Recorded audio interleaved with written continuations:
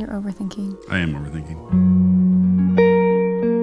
I thought I was looking for somebody to make me happy, something that has just been eye-opening for me. It makes me more happy to serve and sacrifice, which in turn makes her happy, which in turn makes her serve and sacrifice, and it just becomes a cycle of the things that God, I think, would want for us. We're not going through life alone.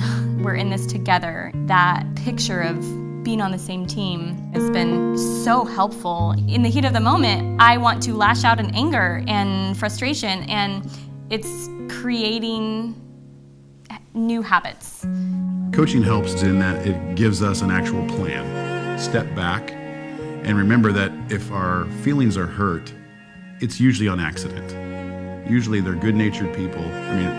Usually. My wife is good-natured and she has my best interest at heart. If you're going to learn something really well, you need to teach it. The couples that we've coached, we might be helping them to get through it, but really they're doing the work. And then we learn from their solutions. Like, hey, that might work for us too, you know? That was a really good idea. I should write that down. If you're like, marriage is hard, who is this? This is not who I thought I married. This is not what I wanted for my marriage relationship, and you're like, feel stuck. It can be embarrassing coming to these people. Maybe you know them, maybe you don't. And like, here's all my baggage that we're talking about, we're working through. It is a very humbling experience, but you know, we have gone through those tough times too, and it's not like, wow, I can't believe what they did. You know, like that's not it at all. It's like, this is the body of Christ being the body of Christ. You know, we're just helping each other out, and no one is too good for Marriage Team or no one is too far off. Most people have no idea how difficult marriage is going to be. Pre-marriage counseling, I believe it's important, but until you've been in the fire, you're not that interested in the water. We almost get no training at all in communication, relationship, and forgiveness, and processing things together. And half the education we do get is bad. It's whatever the picture of conflict resolution was from their home of origin. Early on, like within the first or the second session, there's this opportunity for us to ask the couples about their family of origin. It's like this aha moment, recognizing that when they come into their marriage, they're actually bringing in a playbook that came out of their own family. I love those moments because I feel like that light bulb moment is when they realize, oh my goodness, it's up to them to write their own playbook. True. I think as Christians, we feel like because we're following the Lord, we should have a healthy relationship and not having really any troubles. People do hide it, and I think women in particular just lose hope, and they wait too long to get help, and then they feel like it's too late. For one, you bring out the whole topic of how important marriage is to the whole church. Saddest thing in the world is when a couple who looks like they're all doing fine, and then all of a sudden they divorce and both of them leave the church. And it's like, how did we not know that that was going on? Well, it wasn't a safe place to talk about our struggles. This is a hard thing, but it's a God-honoring thing, and it is incredibly important. And I think we're not doing it very well, and Marriage Team helps us do it a little better. Our marriage was in shambles, like it was shattered. We hadn't communicated in years. It felt like a hopeless thing. We communicated. We didn't communicate well. Communicate. It wasn't a counseling session. I had just done 30 days in rehab, and I've been to a lot of counseling, and a lot of times it felt like a lot of the conversations would skew toward me. I'm the alcoholic, I'm doing all the bad stuff. With marriage coaching, that didn't happen. It is a very safe place. You get those tools to be able to communicate, and so I finally heard how you felt, and no wonder you respond back the way you do, and the empathy just, it does, it breaks my heart. In ways that I would express things, how much pressure I put on and how it made you feel devalued. It broke my heart because that's not ever what I intended. I never would have thought you felt that way because you didn't express it. And learning how I could say things that would really say what my goal was without devaluing him was huge. When I started to be able to hear Ken and like actually have him hear me, it was just like this breath of hope and fresh air. I'm like, we have this ability to be intimate that I didn't even know existed. I didn't even know I was missing. After 10 years of marriage, that was the first season where we actually connected and I felt like loved. If we wouldn't have had that, I don't know how we ever could have continued to do life together. We try to build all the resources that we need in-house. You have to be careful when bringing somebody in from the outside. Sometimes people are hurt in that process, and you're always trying to protect your body of believers and your leaders. It seems that the church has not done a great job in how it's been able to be victorious over divorce. And I was looking for ways to lighten the load among our pastors, to get our people trained in areas that they were gifted in. I was willing to step out of my comfort zone and see what this might be about. I often found myself coming in for the last minute, try to save the marriage. Then you kind of get them to a place where they're off the cliff. Then I'm in this conundrum. It's like, can I continue meeting weekly with this couple? I don't have enough time to do that with very many. Often they would not get handed off to anything or anybody, and so there was this huge void that we felt. Working with MarriageTeam, we have 15 couples who are able to serve in a very impactful way. Sometimes there's seasons when you go to bed and you have this weight of couples in trouble, and although we brought in training from the outside, now we have the resource within working with MarriageTeam. It really gives me peace in my heart and the ability to sleep at night to know we have a tool and we have people who can manage an overload when many people are hurting at the same time. We are so excited about the ministry because we are part of saving marriages. I work in a school system. I see families falling apart all the time. We were very close to separation. I had just packed up Axel and myself and went to my parents' house. You know, I didn't get married to not be married. So we both agreed, and immediately it was the best decision for us. Their story was kind of similar to ours. They gave us a lot of hope that every marriage is savable if you're willing to put in the work. So. I echo everything she just said. We were totally on the cusp of being done.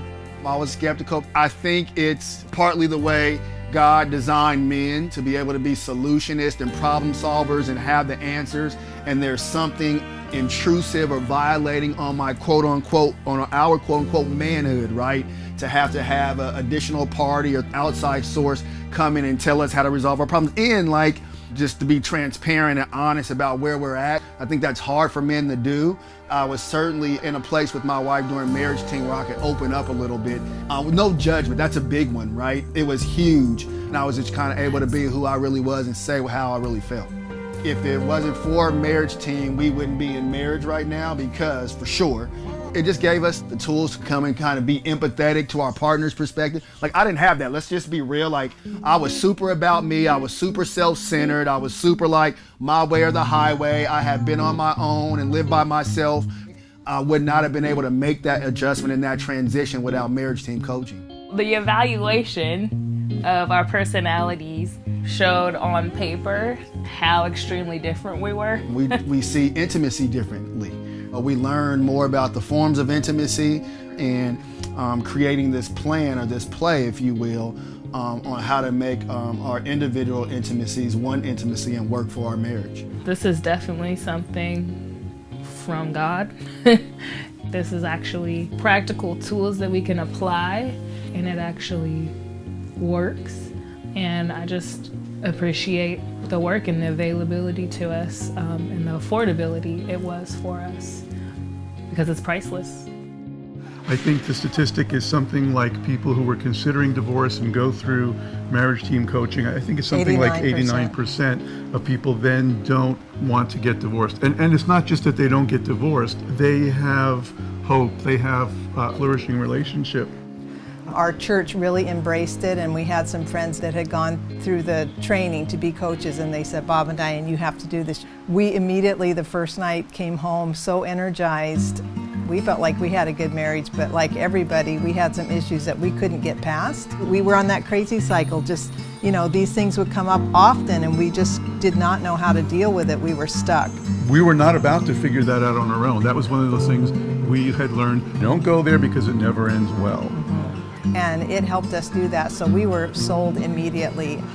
I remember going through that and going, wow, that was so cool. And it's not just us, it's all the other people in the room who are going through the training. And yet it's so just, simple. Yes. Our church had marriage events, retreats. We've been to a fair amount of them. You come home, it's great. You maybe have a couple takeaways, but it's not sustainable. You put the binder on the shelf. Exactly. And then you get back to life. Right. Whereas with coaching and the meeting week after week and really getting the flywheel turning, it's just so much more successful than just going to a weekend fire hose of information. Right. You can read a book, you can get lots of good techniques and ideas, but the difference is that you're being held in an open forum where you're practicing it. It's like writing with your offhand to begin with. When you've been used to communicating in a certain style over time and only with practice, does it actually become something you use in a crisis? I learned some key skills that I thought I was really pretty good at to begin with, but I found out I wasn't quite nearly as good as I thought I was. We ended up doing Skype coaching. It was almost like being in the room no barrier. Together, and sometimes even better. Yeah, it worked. There is so much wisdom in the development of the curriculum and the coaching. I don't know anybody who shouldn't go through being coached. The beauty of MarriageTeam is you have this arsenal of lay people that have a curriculum that's really powerful, can really be sustainable and just multiply. At our church, it's not that big, but we have over 20 couples that coach. I don't know what else there is out there that you learn things the first night that you would practice on the way home and notice a difference right off the bat. Right, after the first night. Yeah. I think the image of marriage has been tainted. People don't believe in it. It's sad. You know, when you look at the divorce rate, part of it is because people don't make that triangle, and that is their relationship with themselves and with God. I've noticed too, there's this trend amongst our young people, get a girlfriend, get a boyfriend, and they live together for a few years. They break up, they get another girlfriend, they get another boyfriend, just sort of shutting it off, starting out over again and again and again, without having the stability, without having the opportunity to grow a solid foundation with Christ being the center. I believe that's so damaging to a person's soul. We've been in MarriageTeam 10 years now. People within the community that don't go to church hear about MarriageTeam, and so we get a chance to coach, and it's kind of exciting and fun to see that couple grow, not only in their marriage, but start to build something in their relationship with the Lord as well. It was just this eye-opening experience to learn how to approach these tough subjects that oftentimes are kind of swept under the rug.